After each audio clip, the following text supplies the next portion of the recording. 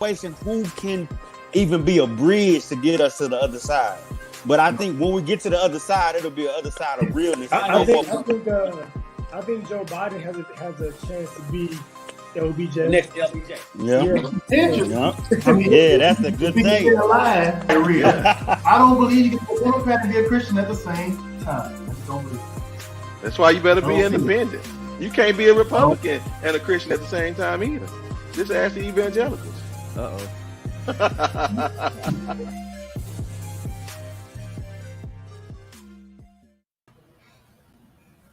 What's going on, everybody? It is Monday night, so you know what time it is. It's TFG Tonight, and I am Lamar, and we have a lot of great topics to get to tonight, and I'm quite excited. We have an amazing cast on the panel, and a lot of them you've seen before. Some of them you may not have seen before, but we're going to have a great conversation. And you know what? Go ahead and share. Go ahead and share this broadcast, whether you're on Facebook or on Periscope or on YouTube. Hit the share button, comment, let us know you're here. Hit the like button, the thumbs up. Interact with us. Let's chat a bit. Let's bring on our panel. Let's get this party started tonight on this Monday night. Hey, what's going on, Miss Benatia? How are you? How you doing? Good. Awesome. Mr. King Noble, Miss Madison, Mr. Luade. It's good to see all of you guys. So we have a lot to get to, and I'm excited. First thing I want to chat about is opportunity zones. And the reason I want to talk about opportunity zones is because anytime you hear a Black conservative talk about all the amazing things that Trump has done for Black folk, one of the things you hear them say in their list of things, including HBCU funding, is opportunity zones. But most people don't know what the heck that is. What are opportunity zones? How does it benefit me? How does it benefit the Black community? What is it? And I brought an expert on. She's a real estate investor, real estate superstar here in Texas, and she is doing her thing. You've probably seen her. And I'm surprised she's in the States as of right now. She's in the United States right now. So I caught her at a good time. So Ms. Benatia, if you could tell us a little bit about opportunity zones from a real estate agent and broker and investor perspective. Yeah, so basically an opportunity zone is an economically distressed community where private investors under certain conditions may have the eligibility to receive capital gains incentives. So what does that mean? That means that low income census tracts basically in areas that are nominated by governors and certified by the United States Department of Housing and Urban Development it's a map all over the United States. It's not just in Texas, it's all over the US. Designated areas, particularly in our communities, distressed income areas where we probably have either gone to or come from, and they've just been deemed capital gains incentive worthy. So what does that mean? For people like us who come from the communities, we probably don't know anything about it. For the people who are investor friendly or investor knowledge, those are the ones that are privy to where these places are. And that's why you see people come into our communities and to the communities that we know very well, and they come and they change the dynamics of the community, meaning we call it gentrification. But at the same time, while they're redoing stuff and rebuilding stuff and it's looking great, and you're like, oh my God, there's a new building. Oh, wow, that's a new house on Grandma Street. What happens is that they're collecting tax credits for that. So while you've been living there all your life, and maybe you've gone to college, maybe you come out of those neighborhoods economically, elevated yourself, and then you could have had the opportunity to go back and do that on your own block, except people don't talk about that. So first of all, you have to be in the know. You have to know what's going on, first of all, in the world, let alone what's going on in the United States. Then you want to know what's going on in your own communities. You have to be privy to stuff by Googling. All this stuff is informational free. It's on Google. It's not private. You can look up a map of opportunity zones. It can tell you exactly where in every community that you would be interested in and if it's zoned or not. Good stuff. Okay. We got somebody else coming in here. I'm sorry, I'm looking behind the scenes here. I appreciate that. So that's quite interesting. What's going on, Mr. Sanders? How are you? What's going on, man? How y'all doing, good people? Excellent. So we're talking about opportunity zones. Ms. Benatia just gave us a high-level overview of what opportunity zones are. Anybody else have any thoughts on opportunity zones? Do we feel like that they're good for our community? Is it beneficial? What are the pros and cons? when I was looking at opportunity zones, I was looking at, okay, as an investor, it's definitely a pro. I would love to have my capital gains tax deferred after 3 years. I mean, after 5 years, after 7 years, and then actually disappear after 10 years. Correct me if I'm wrong, but from what I saw, it disappears after 10 years. Not only that, I can transfer my capital gains from my portfolio, my stocks, over into that opportunity fund, and still can take advantage of those tax write-offs. I mean, that loopholes and breaks, if you will. Is that correct? That is correct. The opportunity zone is open to all taxpayers. There's nobody that's excluded. So everybody on this platform and probably listening to this live has the ability to become a part of any purchase in the opportunity zone. You have to do a 5-year minimum, and it's indirect ownership. So you can do it through an entity. You can do it through yourself. You can transfer, like Lamar said. So, I mean, it's out there. So I guess the con would be, and anybody else jump in as well if y'all want to. So the con would be grandmama house, not even grandmama house, auntie house. Let's go younger. Auntie house that she renting from the white man that live up behind the gates. Her rent might go up because his property value is probably going to go up as that community is built up. Is that right or no? I mean, as property values go up, rent follows. So because the house is now at a minimum in Dallas is $200,000 for a new house.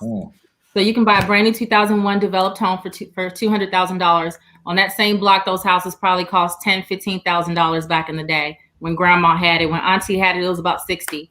So yeah. So what are your thoughts? Anybody else? Who else want to jump in here? What do you? I think this is another way though, to introduce gentrification to certain areas, because although this is good, I feel like this is something that we can benefit from. We talk about it often. Education is king, and so how many of us actually know about this? I mean, where can we find this information? Only in it. Right. You know what I'm saying? Right. So like now, again, I feel like a lot of people who have capital to invest have this information, and like you said, they go to auntie's house down the street, and we'll write you a check, we'll get you out, and then I feel like it's key and prime for gentrification.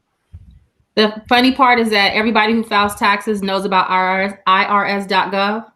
Opportunity zone information is on IRS.gov. If you're paying taxes, know what you're paying for. You're paying for the schools, you're paying for the streets, you're paying for the hospitals in the community. Know what you're giving your money to when you file taxes. Also, for Dallas residents, you can go to dallascodev.org. That's dallascodev as in Victor.org. It will map out, and it's free public information on all the opportunity zones within the city of Dallas. Right on. And that's from the Office of Economic Development. Good stuff. So I see what you're saying. Also, Mr. Will, about the gentrification part. However, I tend to lean to my of course side.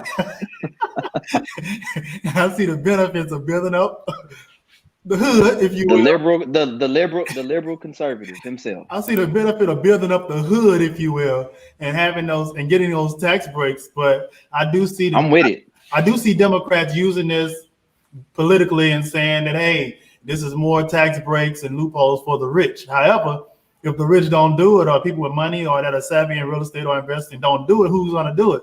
Are those communities ever going to be built up if people don't come in and do it and get those incentives? Otherwise, you're not going to get who's going to go over there and invest otherwise if you don't get these. Right. What do you think, Matt? We got a program in the city and through the United States government and through the local area, city of Dallas, where the people who live in the opportunity zones actually live there.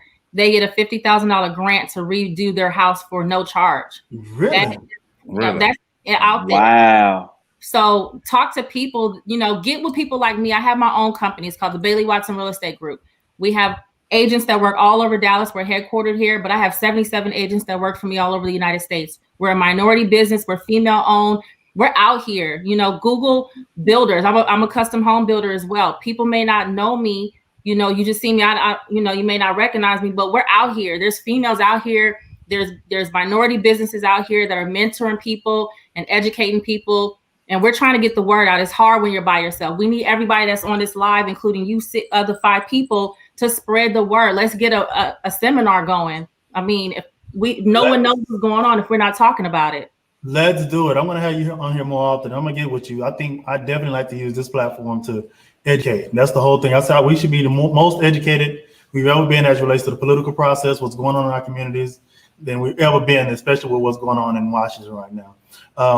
Anybody else want to chime in on this before we go to the next thing? Madison? Oh, go ahead, Mr. Nope. Well, I mean, I feel obviously it's a complex issue. I feel that, yeah, it's great that, you know, people who can afford to come in and buy up the homes and the buildings in our communities to get a tax break so they can pay less on their capital gains. It's great for them. And it appears that it's great for our communities. But if the people in those communities are not benefiting directly and building wealth directly as a result of these programs, and if the increases in their property values force them out of those communities, then it's a net negative. And the truth of the matter is that, unfortunately, Black and Indigenous people have always had their wealth extracted. I live here in Washington, D.C. I grew up here. And the neighborhood that I live in is actually right outside of Washington, D.C. And they're starting to build this community up. It was funny. I was coming home the other night it was after dark, and I was driving down my street, and there was an older white lady and an older white man walking, like it was about 7:30 dark, and they were walking down the street at, you know, like after like a power walk at night. And I made a joke that I said, okay, I guess the white people have discovered that this is not an unsafe neighborhood. My neighborhood is probably one of the best kept secrets in Washington. I've felt that way ever since I was a young woman. And now when I saw these white folks walking down the street at night on my street with no fear, I said, oh, the word has gotten out. And that means things are going to be changing very, very rapidly. I have a home here. I know what the implications of that mean. I happen to be privileged. I have very little fear that I'm going to be misplaced. But I've seen the effects of this here in Washington, D.C. I've seen the effects of it. I've seen how Black people have been pushed out of our communities. And it bothers me because we are not building wealth this way. And what I would say is, yeah, it's great for the people who are saving those percentage points on the capital gains. That's great. It's great for those of us who may have the privilege of being able to purchase a few pieces of property. It's not great for those who can't. If you cannot convert that to a wealth building for the average person, then it's not good. Interesting. It just feels like a different form of colonization. What are your thoughts on either Mr. LeWade or Mr. Martin? I mean, it's going to create jobs, in my opinion. So I think that's one way. Well, I don't know if that's going to create wealth, but it doesn't. Jobs don't create wealth. If they did, we wouldn't all be poor. Black people have been working forever. Jobs do not create wealth. What creates wealth is other people working for you. You know, jobs don't create wealth. Anybody want to chime in? I think Mr. Noble's about to chime in. I think he's on mute. Is he on mute? Okay, we got to take Mr. Noble out and bring him back in or something, because we can't hear him for some reason. Can y'all hear him? And I do. No, I can't hear. I do want to say this though, and I think to a degree, like I agree. Again, as I feel like Lamar and I share like the same vision. Like education is key, and so my question is, this is an opportunity, and so how do we, as a culture, as a people, I mean, just not wealthy, you know, I haven't inherited any money. You know, I have a 9-to-5 and 3 other small businesses.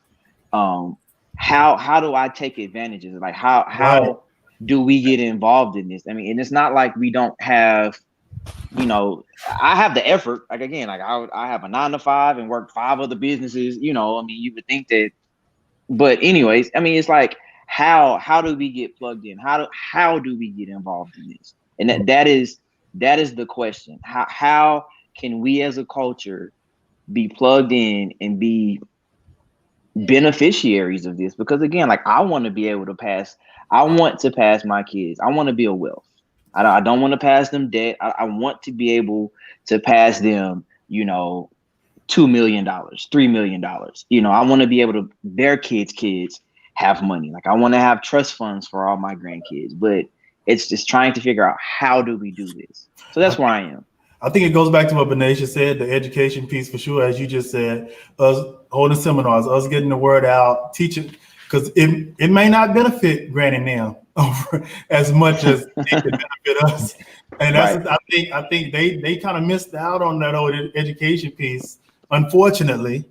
But I think it's definitely an opportunity for us to grab hold to this stuff, partner with folks like Benisha that are experts in these areas, and build a legacy for our children, so that they're not worrying about me being pawpaw over in a particular area that may have to move if rents go up because the area is getting nicer. Versus me having to worry about getting shot on the porch. How do we keep the investments? You know, giving somebody a job for $15 an hour is not a benefit.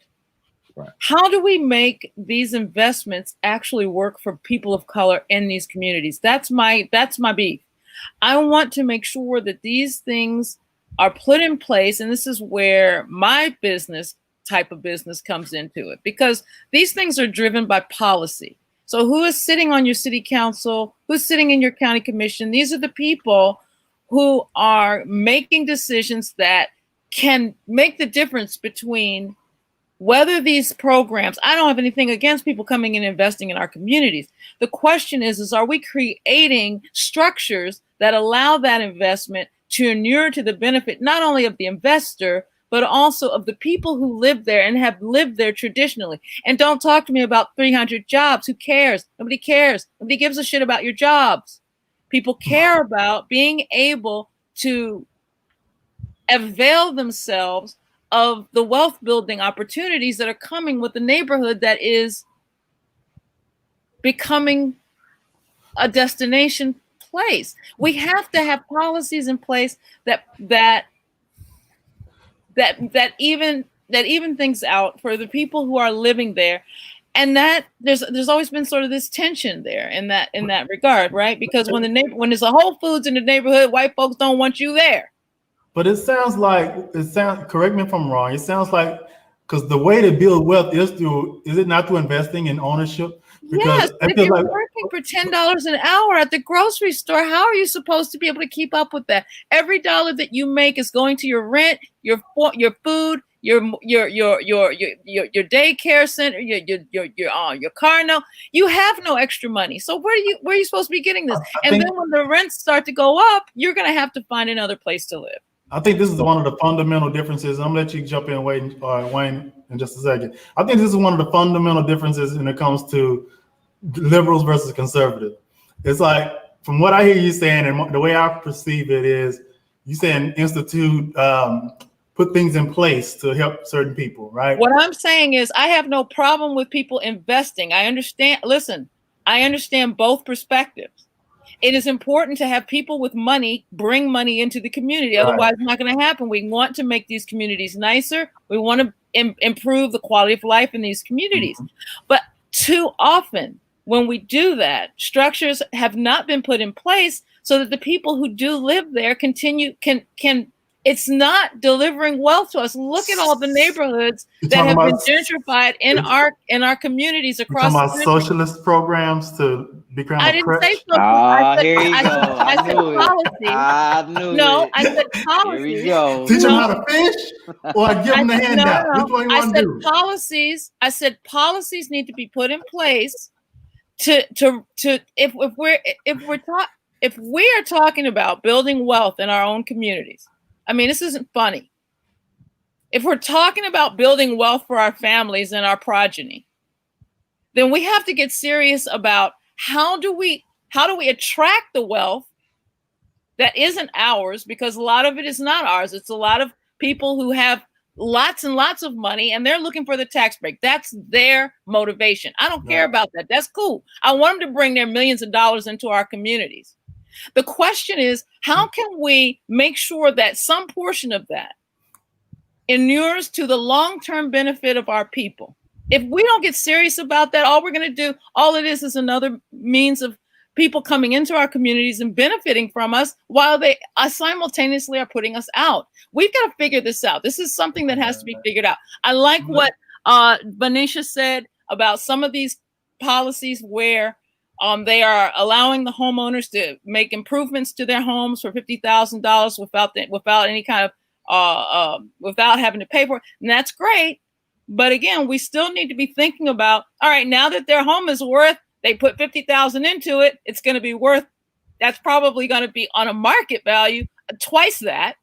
And then it's going to be, and now your property taxes are going to be reflected in that. We've got to, if we're serious about, making sure that our people build wealth, we have to think about the policies that can be put in place that will work together with these investments, so that we are actually building wealth in our communities. All right. Benicia, what you got? Really quick, I want to share with you guys the website for the City of Dallas Home Improvement Preservation Program. If you are listening to this, please write this down. If you are in the City of Dallas, it is called the Home Improvement and Preservation Program. The website, maybe I can give it to you at the end. Yeah, or we can type it up on the banner. What's the website? Let's see. I mean, or you can get to me at the end either way. I can add. Go to DallasCityHall.com. And it's under the Housing and Neighborhood Revitalization. It's a repair program. And the key with this is that repairs don't increase your market value. Your market value increases when you sell it. So they don't know what you've done inside of your house until you put it on the market, sell it for a certain number, and then the taxes are reassessed. So basically, if you improve the inside of your home, your taxes do not increase, because when they do assessments periodically every 2 years, they do the outside. They don't do the inside. So if 10 years ago, when you bought that house, it had a 3-bedroom and you knocked down the wall and made a 4th bedroom, they have no idea that you have 4 bedrooms inside, which essentially increases the market value of your property. So they'll still be assessed at their typical value. Now, if they take the revitalization plan and the 50,000 is given to them, perhaps there is a part of the process where they'll come in and reassess your house and look at the inside. Maybe, I don't know that part. And that could change something. But at this point, the reconstruction program is available to all taxpayers, anyone who owns a home within the city, and they can definitely apply. I do have a sister group that I partner with. It's called Dunbar LLC. And what Dunbar LLC is, they are designed to write grants for people who are interested in bettering themselves and they live in the communities. You don't have to live in that area to buy in that area. So essentially, I can live outside of Dallas. I can live in Addison and apply for the grant through the Dunbar LLC. And that's going to put me on a path to bettering myself as an investor, and I open the door for opportunities. I also say, copy the right cat. Get with people who are doing it. If you see people like me, follow my Instagram at Benicia __. You got my first name on the screen, at my first name __. Copy the right cat. Follow people who are talking about it, who are doing it, who are about it, versus trying to find somebody that you have no knowledge or ability if they actually can produce. So I do see what you're saying, Madison. I understand. So I think we're all on the same page with this, essentially.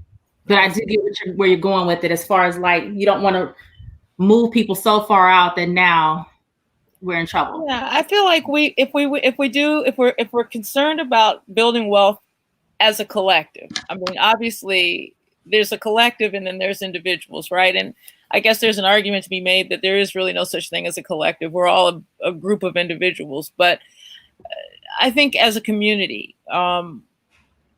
if we're serious about building wealth and I have no problem using other people's money. Right. We have no problem doing that. Let's go ahead and let these folks bring that money into our communities, but let's be thoughtful and come up with and use our collective influence in our communities to push for local regulations and laws that protect us and our communities and force those investments to inure to our benefit as people. This is how I feel like so I'm in politics. And so, of course, I make everything into politics, right? But I don't have a problem taking somebody's $100 million. You want to put $100 million in here so you can get your capital gains write-off, not a problem. But I want to find out, how can I make that $100 million really work for Black people? What if it's Black people? I think the only way you can really do that is to think creatively about what kinds of policies and you can put in place to maximize those investments. Louay, go ahead and jump in there real quick before we move on.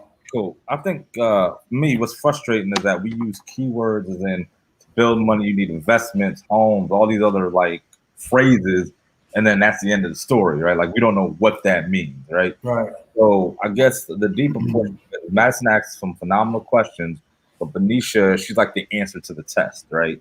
But we don't know many Benicia. So Benicia, thank you. Right, like so for cheat code, right? Exactly, right? Basically what it is, right? And she knows the answers, right? So for example, like let's say in accounting, right? I brought my my taxes to a accountant this year. I'm sorry, not a Black woman accountant. Big ups to y'all, right? And I learned so many tax breaks that I didn't know that I possibly could have that gave me a boatload of money back. That H&R Block was telling me, yeah, you're going to owe the government this much money. So I'm like, hold on now. So therefore, that's why I stopped going to the commercialization as far as that goes, right? And going inside to the deeper portion of it, because I wanted Jeff Bezos. You know, I don't make Jeff Bezos money, but damn it, I do Jeff Bezos things to where I want the same type of tax breaks. Right on. Touche. And then as far as home buying, right? And the opportunity zones. So one thought that somebody had brought up to me was, instead of we have the money, we may not have the money to put into nice homes and flip houses. And that's another keyword that people say. I get into real estate to flip houses. Like that's easy. My homeboy does it. It ain't the easiest thing. He's successful, but there's 100 that's not, right? So let's throw that out the window. But nonetheless, when somebody brought to me is pay attention to what your city is doing. So for example, if you're in a city with a sports franchise, buy up, try to purchase that cheap, nasty housing that's right where they want to build the stadium. Therefore, when it comes time for them to build a new stadium or expand on their current stadium, they would actually have to buy you out, and that's how you would actually make that money. And I'm just curious to know, is that true or is that just a fallacy? Everybody looking at the Benicia right now. Benicia? I will say this. Like, I don't know. I'm not pretending though.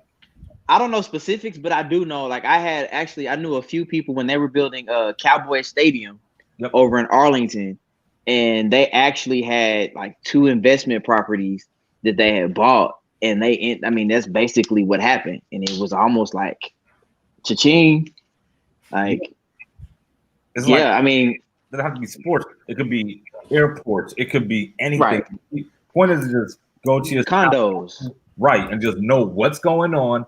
Understand, buy that cheap, ugly little house. It looks like it's about to break down, and then wait for them to buy you out, and then be like, all right, thank you. Right on. I like that. And real quick before we move on, I just want to say, but is that true though? I'm just curious. Oh, go ahead. But falseness. So Benicia, is that like a true statement, or is that just something that I'm just hearing and I'm trying to grow off of that? You know what? I think there's some truth to that. Definitely. There's some truth to that. Good. We go find some houses. Well, anecdotally, they have the baseball stadium here in Washington they built a few years ago. And that little neighborhood that was over there was just the junkiest little neighborhood imaginable. You know, you could just it was sort of, seedy. It was, as the white people say, it was sketch. Yeah. And now, you can't afford to live over there. The people who lived there before are gone. Yeah. I would just like for us all to, I like for it not to be, I don't even think in my head when they say opportunity zones and people coming in and with an opportunity fund and investing in the community, I'm thinking black folk getting together. There's a lot of black folk with a lot of money. There's a lot of black folk in Dallas with a lot of money. A lot of people doing big things, have money to spend. I'm thinking black folk getting together, doing in our own neighborhoods, creating jobs, creating wealth, creating legacy. That's how I think about it. I don't think about this Mark Cuban coming over here doing it. While they are going to do it, we can do it. I don't understand why we can't. So that's right. What's the next thing? Mr. Noble, how's going on? We've had some problem. Let me see if I can hear you. I don't know what was going on. Can you hear me? Yeah, so maybe you could jump in. Well, I'm just want to give the information on this one. Early voting for Texas is tomorrow. I'm urging everyone to go out and vote. It doesn't hurt. Please. Doesn't take anything. Please. If you need some gas money, text Lawrence. Benicia. No, don't hear me. Benicia's into the real estate. She got the coin. Right. I'm trying to find the bag. Let us know. You know what? For real. Let TFG know if there's something obstructing you from being able to vote and it's gas money. Hey, I ain't got no problem getting you $2.50 to get on the train or the DART to go. Not $2.50 though.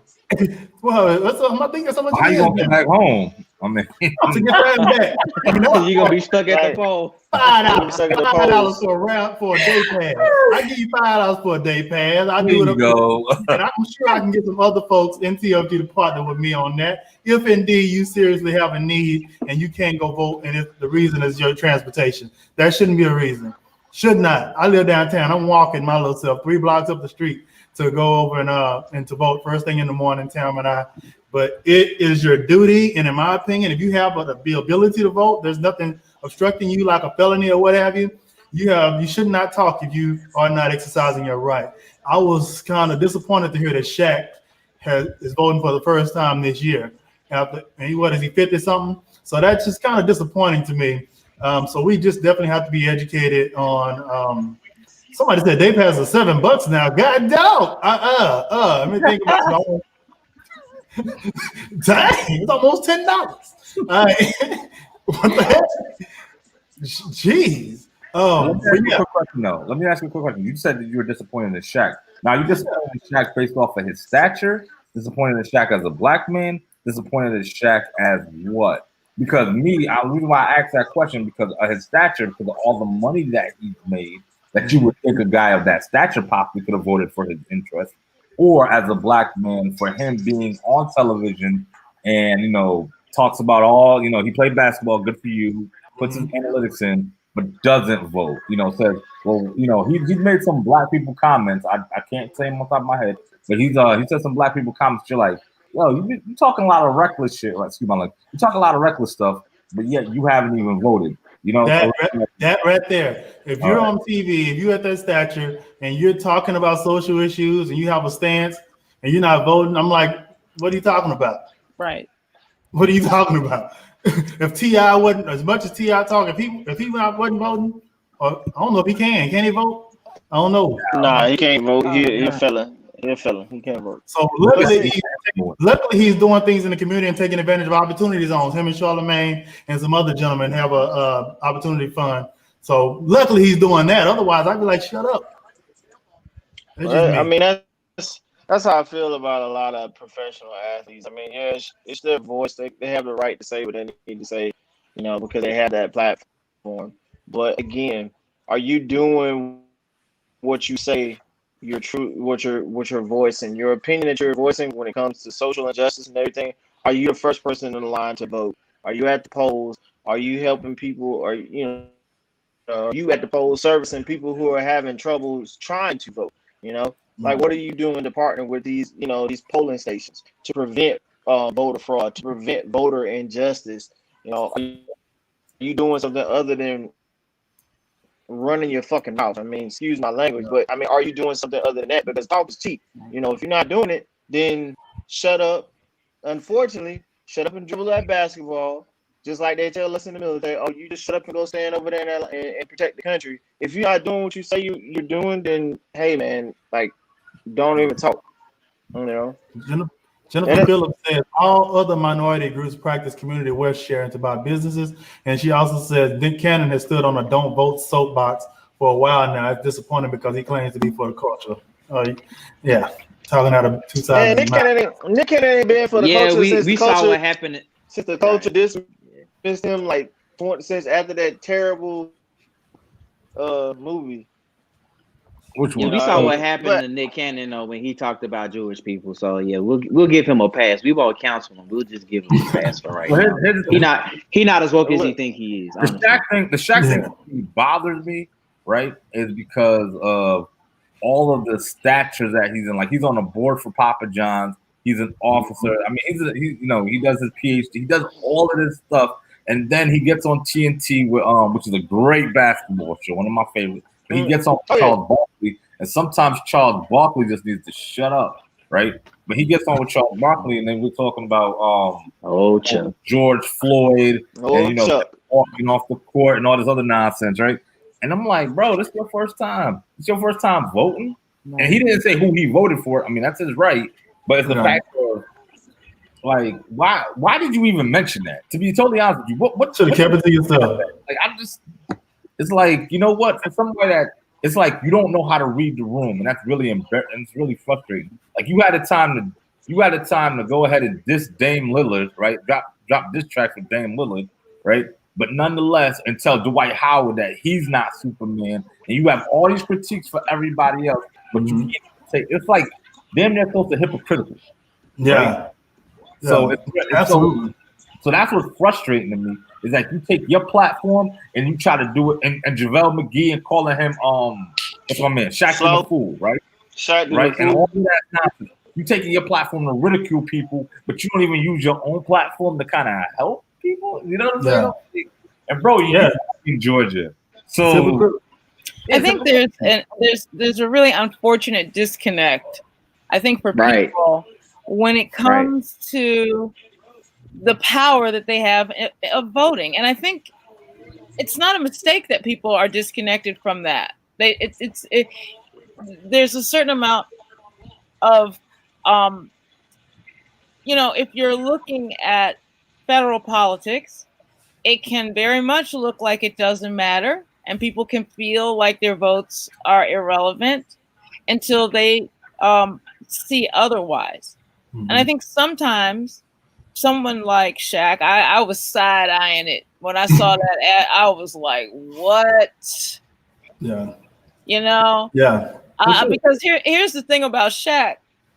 White people who have that kind of money, they vote. They're part of their interest. Yeah.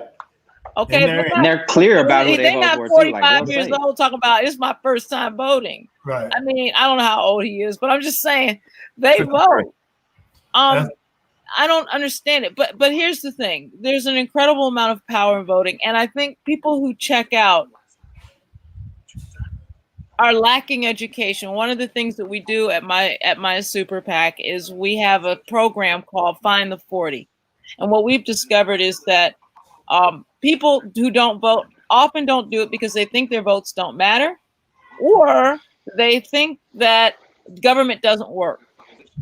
And the easiest way to disabuse them of that erroneous position is to show them local politics, so powerful. You can change everything. Some of these people who are sitting in your city and county commissions got there with like 300 votes. Yep. You know, and they're making Uncontested decisions that affect your life, like how much is the bus pass? Uncontested $7 It was just $5 a couple months ago. Right. It ain't gonna be reduced, so I might as well just keep going for somebody to keep it at 7. So I think it's really about helping people to reclaim their power and demonstrating to them that they do have this power. I think sometimes federal politics is just so 30,000 feet above sea level, right? Yeah. It's just so high, and it does take so much time for the things that happen in the federal government to filter down to us. And I say, and I've said many times when I've been interviewed, trickle down doesn't work in economics. It also doesn't work in politics. You got to start in your community at the local level and work your way up. And you'll see the power that you have to, anytime I'm talking to voters and people who say, I'm not into it. I don't talk about what's happening in Washington. I talk about what's happening in their neighborhoods. So if people don't think that if voting doesn't matter, live in an HOA.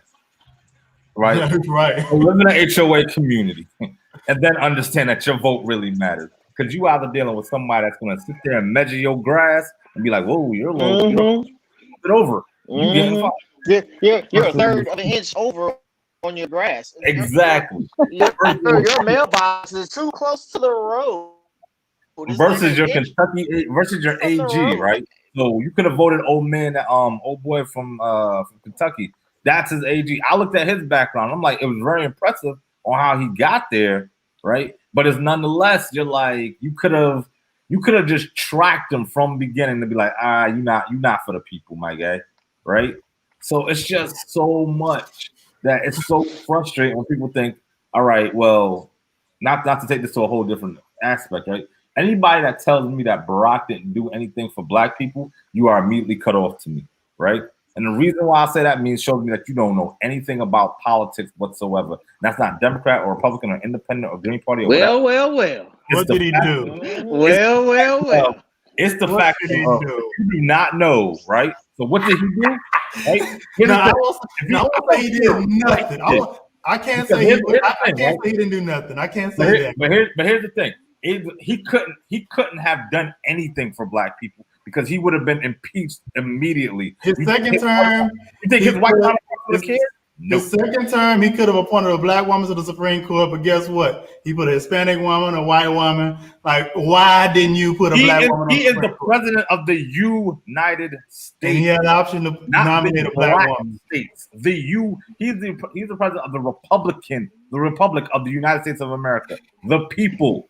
We were enslaved for how many years? Here you go. We probably get a Negro in the White House. You want a handout? I don't want a handout. I'm a conservative. I don't want a handout. I believe in teaching me how to fish, and I go get my own money, my own bread, my own money. I don't believe in living on government assistance and all this stuff for 60 years and all. I don't believe in all that. Yeah, so what you just said is the reason why he couldn't do anything for Black people.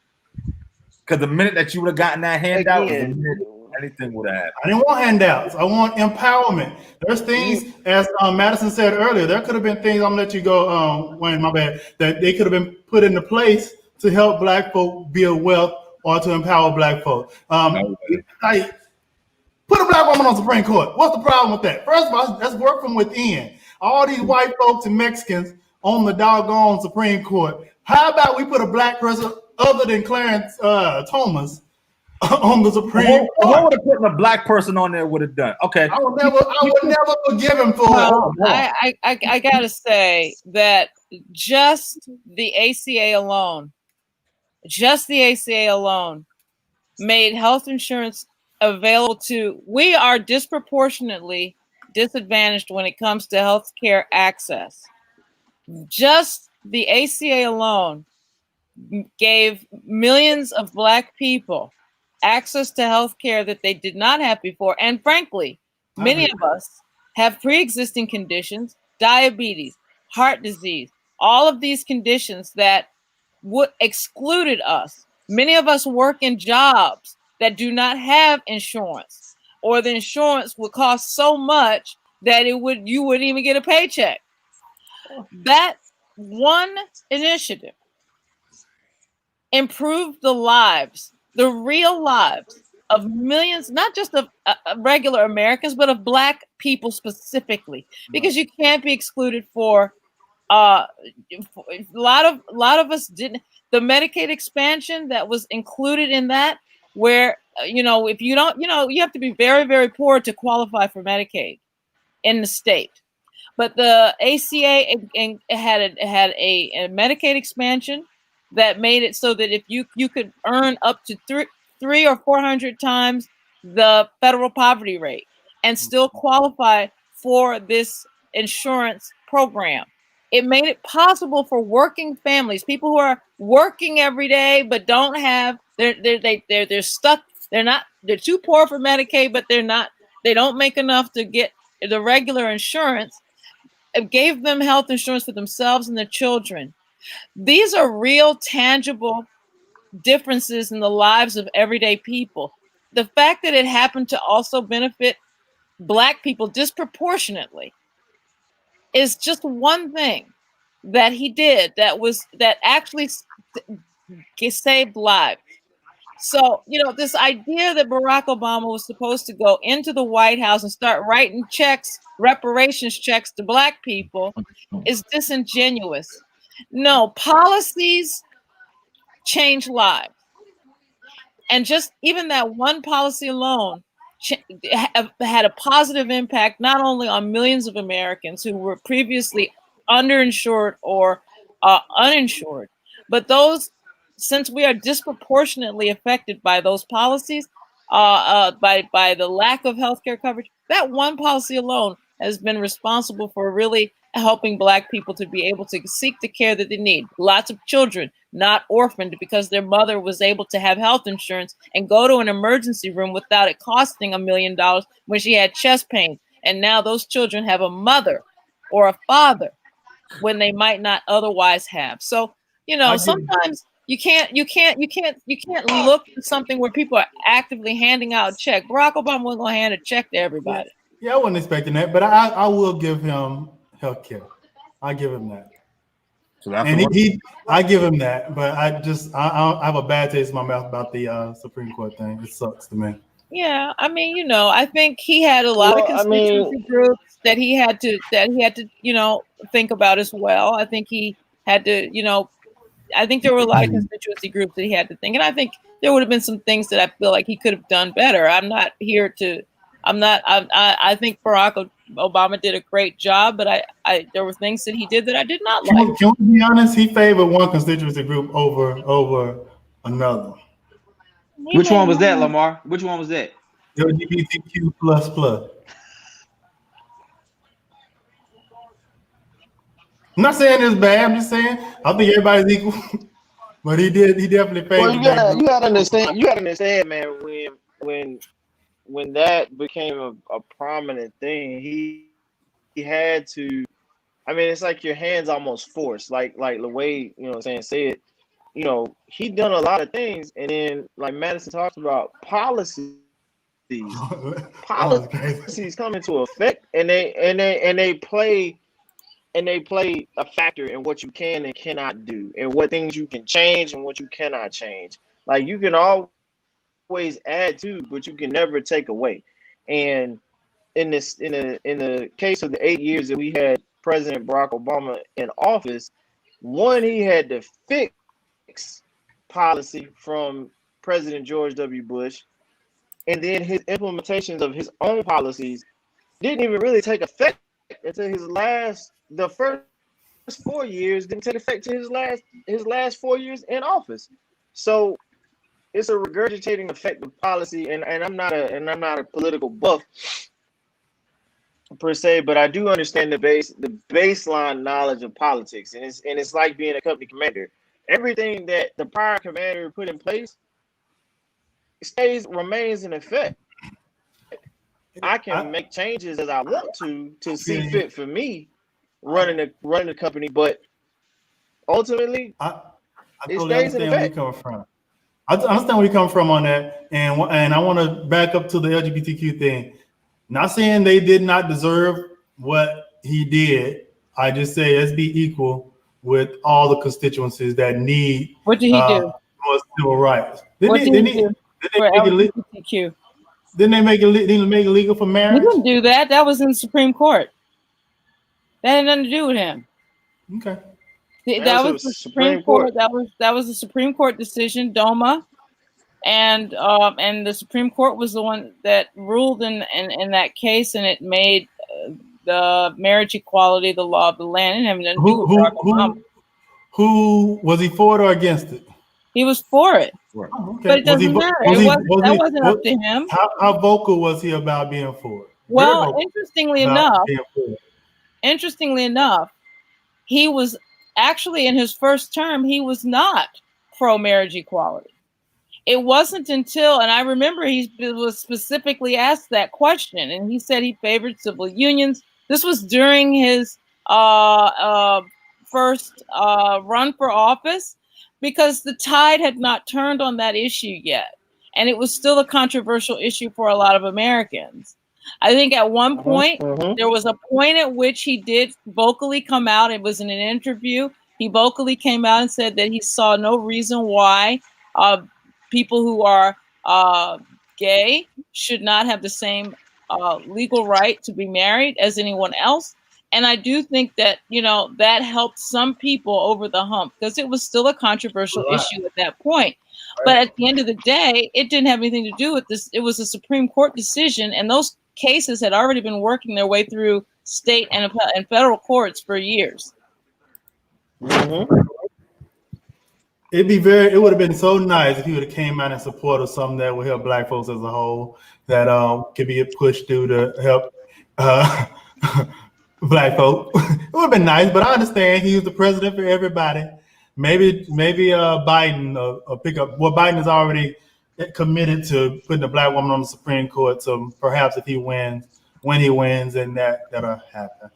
All right, Derek Chauvin released on bond. The gentleman release him to the streets. Release him to the streets. Let the streets get him. He's released to the streets. Go ahead. I'm gonna say this. I think again, politics come and play in this situation. If you were convicted, or whatever the case, if he was convicted of this heinous crime when it comes to George Floyd, why the hell is he out on bond? Okay, $1 million bond. Fine. Let him be out on bond. Let him be out on bond. And he's allowed to leave the state now for his safety.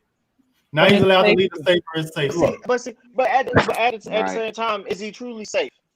Is he truly safe? Anyway, yes, he is. Right. So I said, let him go. And they're withholding his address.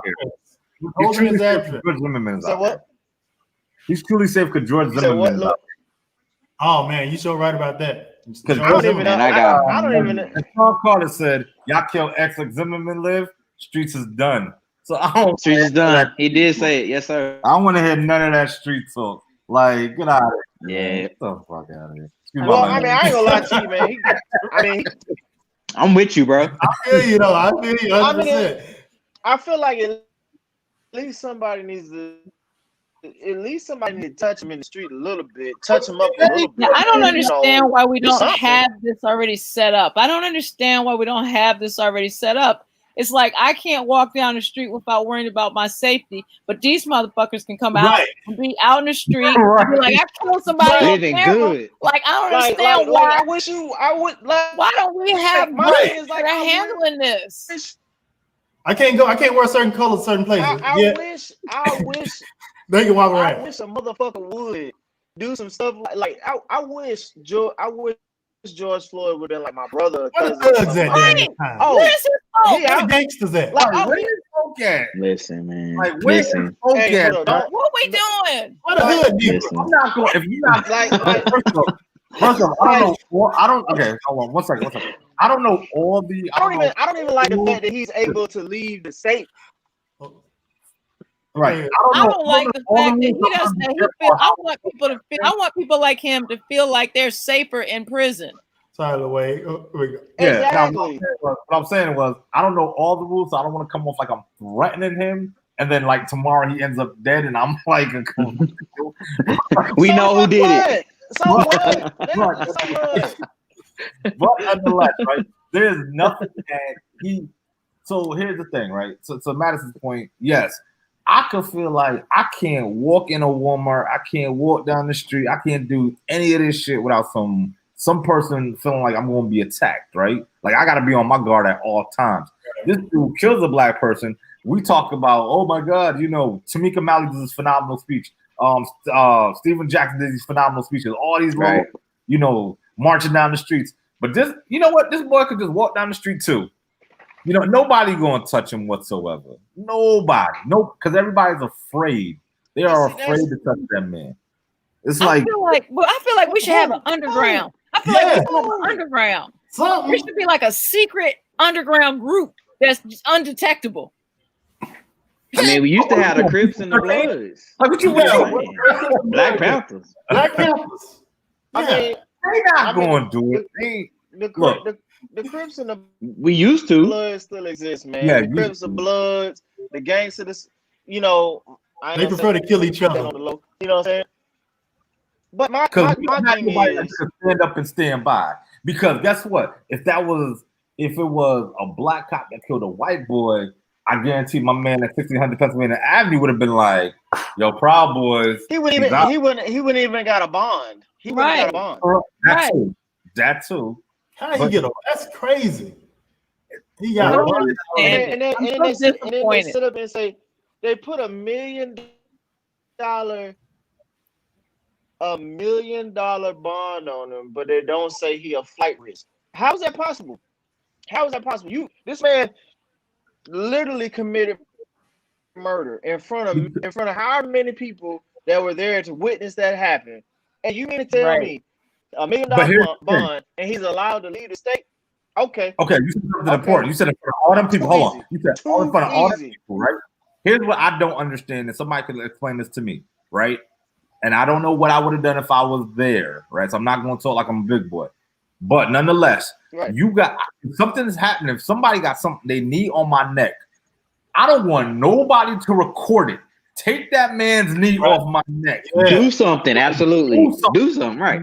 I mean, if you sat there for 8 minutes, so that's why I know nothing's gonna happen to my man, because they sat there for 8 minutes, 46 seconds, and recording like, oh my god, oh my god, it's such a bad crime. It's so heinous.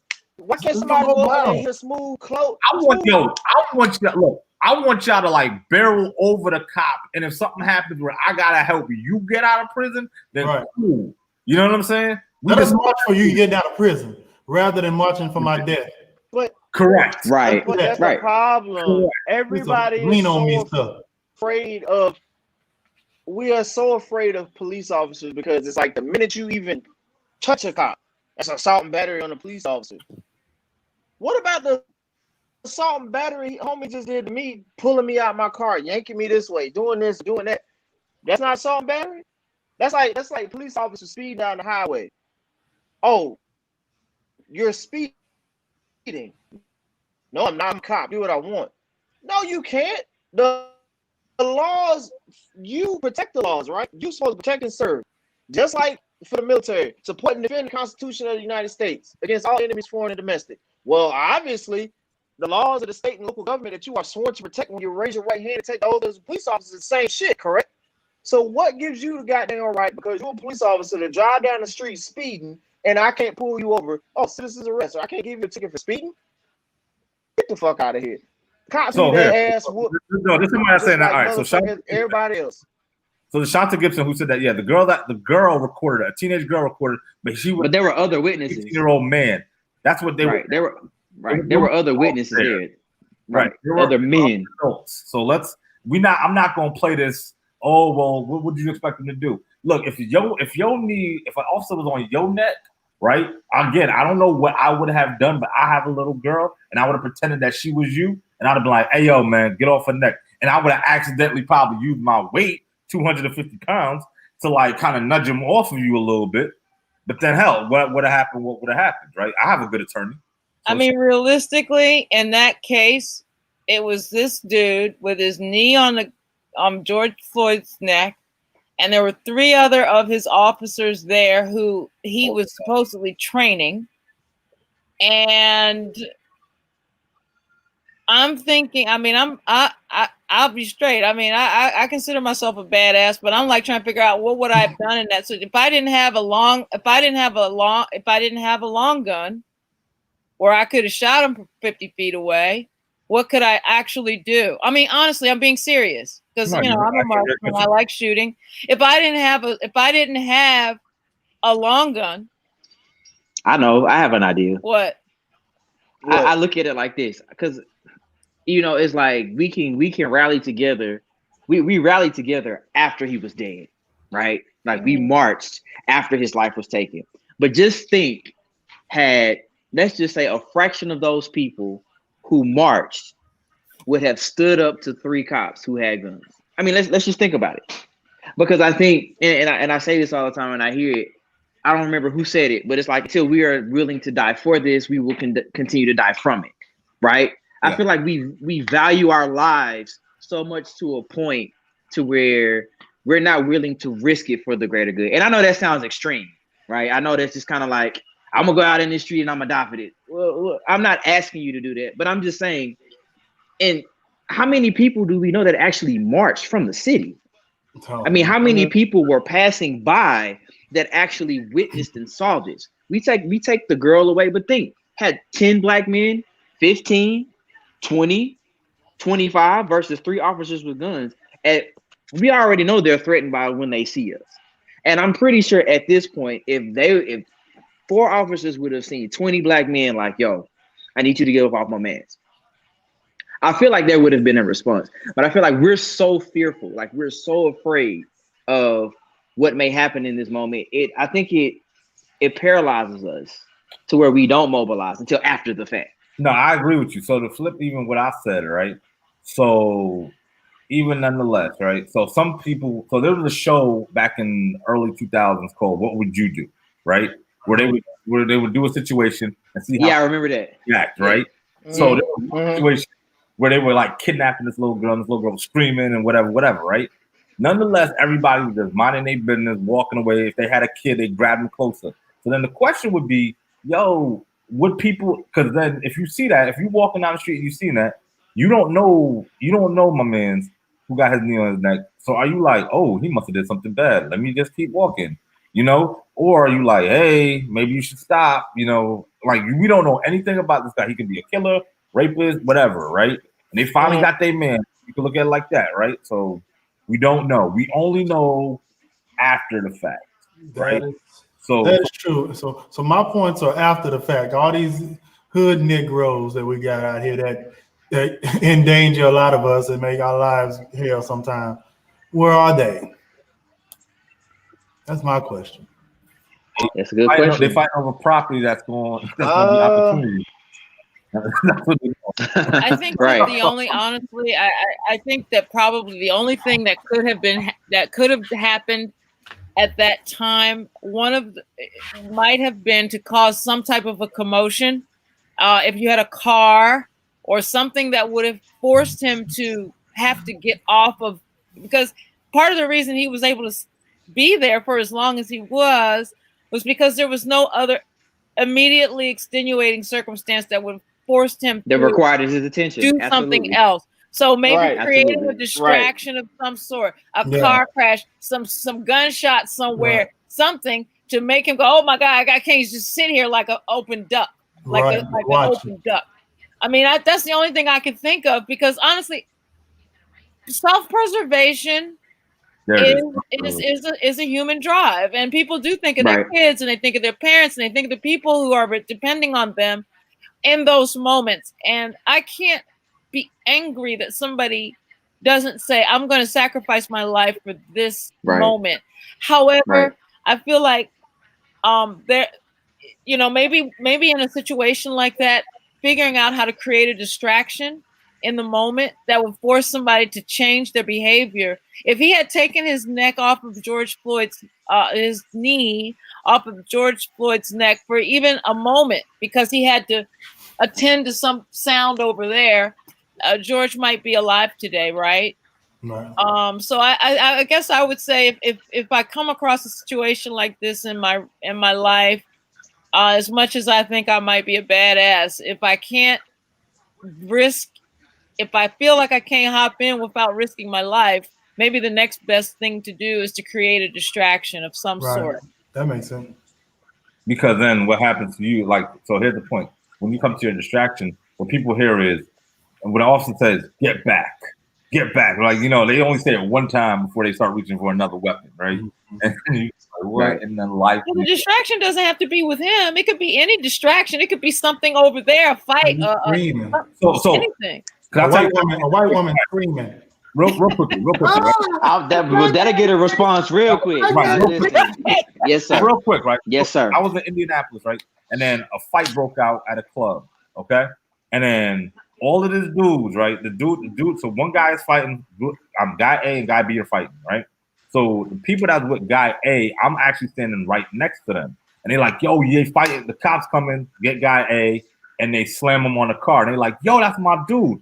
So they all walk towards the officer. Officer grabs guy A by the throat and slams him to the ground. I'm going to tell you, the human body and concrete do not mix whatsoever. And I'm going to tell you another thing. All those dudes that was with guy A, they backed up very quickly, right? So if they not ready to support their own guy, they was like, oh, yeah, all right, never mind. Whoops. Yeah, he probably did do something. Right, so what that tells you is if they knew the dude and didn't protect him, what makes you think people that don't know somebody is going to protect somebody else? Oh, man. For a stranger, yeah, man. America, man, America. Pick up a brick or a can of soup. This is America. Colin Kaepernick wants to abolish the police. Colin Kaepernick wants to abolish the police. Real quick, since we're low over time. Is anyone on board with abolishing the police? I'll say I'm not. I'm for reforming. Okay. I think you need to reform police office. Police precincts and procedures, policies and procedures. I think a lot of things need to be reviewed on how they do things. I think they need to be held way more accountable for excessive force. Abuse of power, just different things. I think they need to be held 20 times more accountable than what they are. I think police officers getting a pass for things is nah, man. It has to go. It has to stop. Don't abolish the police because you need law and order within the community, but a lot of reform needs to be done in police departments. Yes. Good question, Jeff. For reform, but he wants to abolish, but is he offering a realistic replacement? No. Most people that's my question. Most people that are saying abolish aren't. I haven't heard. Right, that's my question. So what are we going to? I mean, and I've heard certain things. It's like, well, let's send social workers out to do social workers that make $30,000 a year. Right.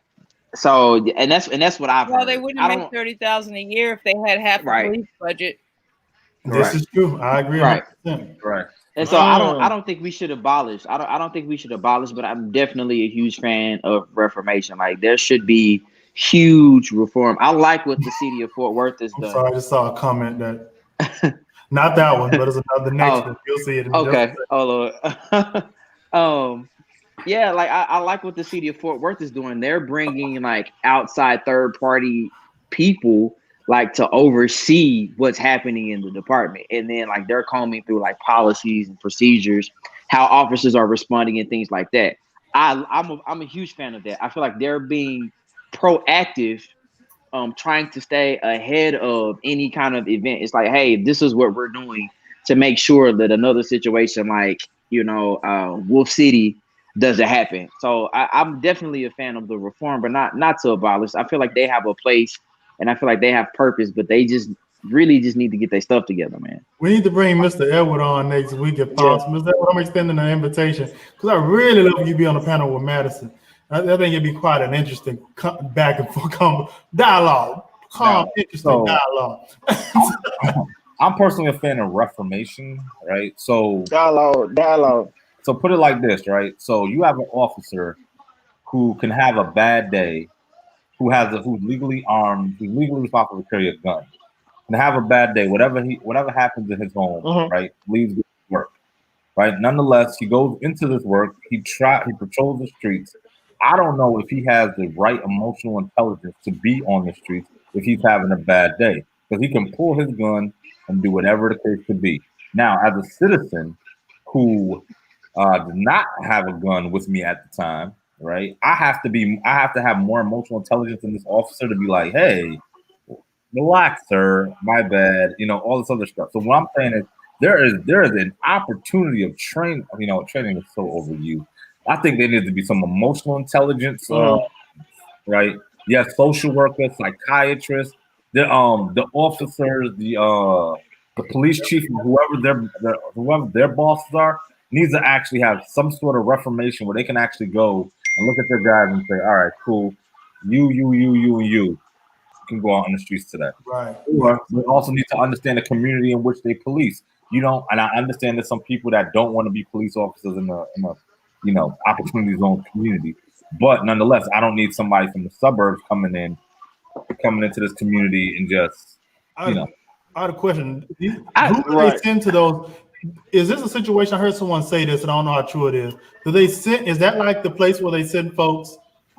Is that like where the rookies go, like to the bad areas? Is it like a punishment to be sent to the hood to police those areas, or is that? Do they send the people that are so not like there?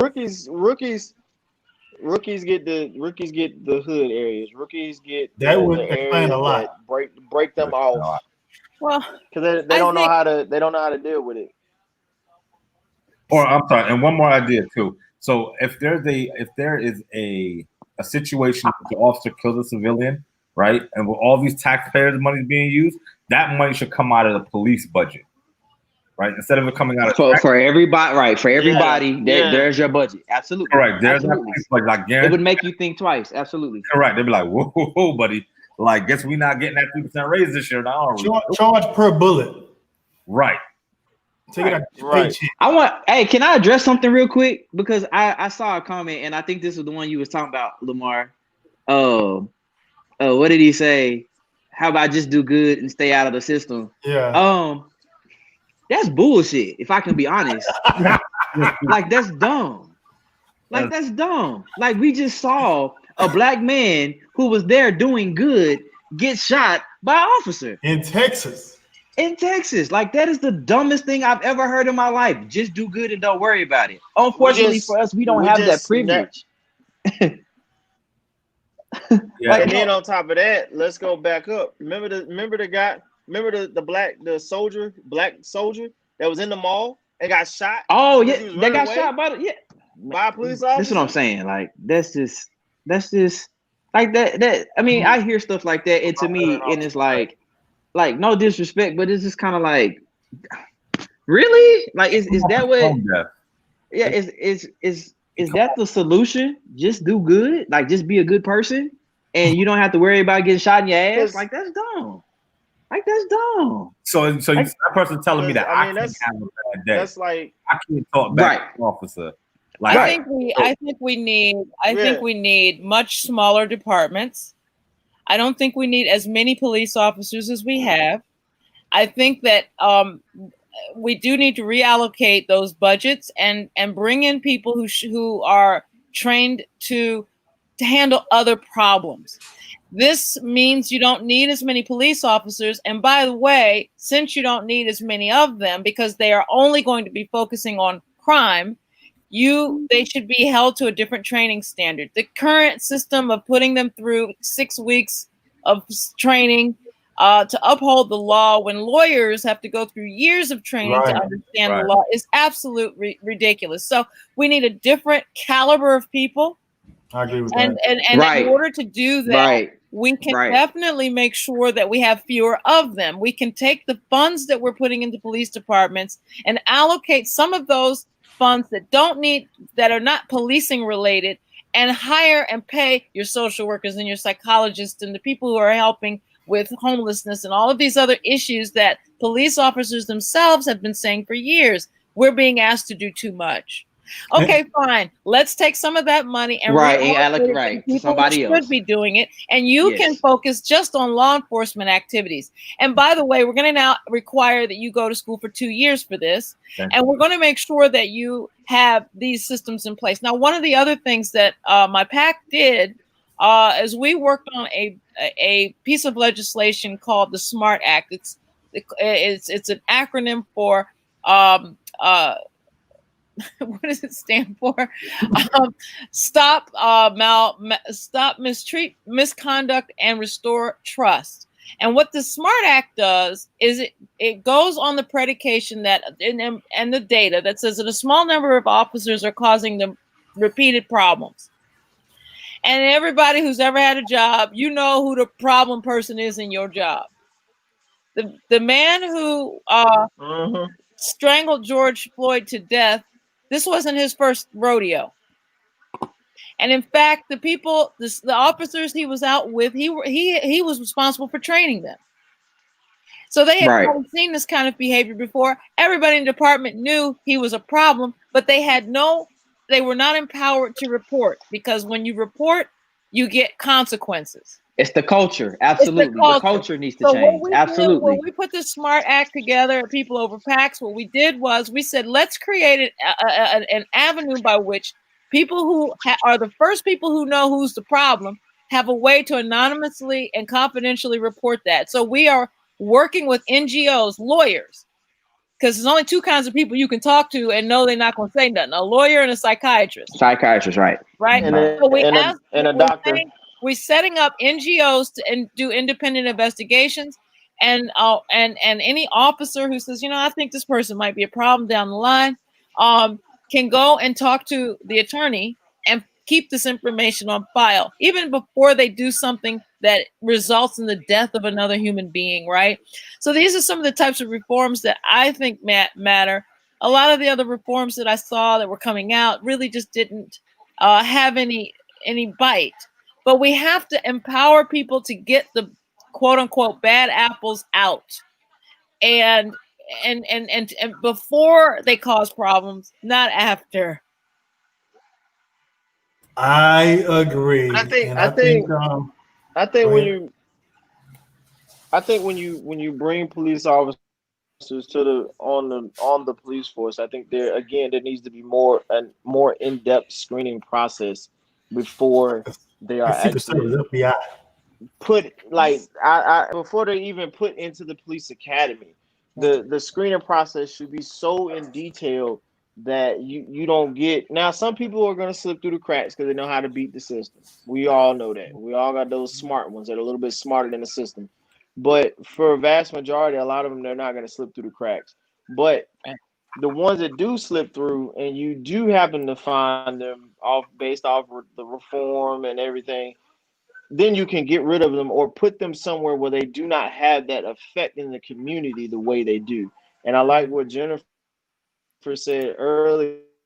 I think it's hard, yes, but if you have black police officers or black people becoming police officers and then patrolling these communities, they tend to, I mean, at least from what I've seen living in California, hey, I trusted black police officers more than I trusted white police officers. I mean, I trusted you, but I didn't trust you. I mean, I can relate to you, but and my fear was, well, you just as crooked as the next one. But I think that could be a way, but ultimately reform of the police force has to be done for it to get better. And if not, we're gonna still have the issues that we having. Right on. Well, I think that is our show. I thank you guys for coming on. And my final thoughts are very simple, to the point. People in Texas, do not wait until November to vote. Go do it now. It opens tomorrow, Tuesday. Go vote early, and get it over with. Do not wait till November 3rd. You never know what's going to happen between now and then with the orange man in the castle. So let's go do it. Exercise your right. Thank you guys for tuning in to TOG Tonight. I'm Lamar. Thank you guys for coming and sharing your points of view. Appreciate it. That's it. Thank you. Good night. Peace. Good night.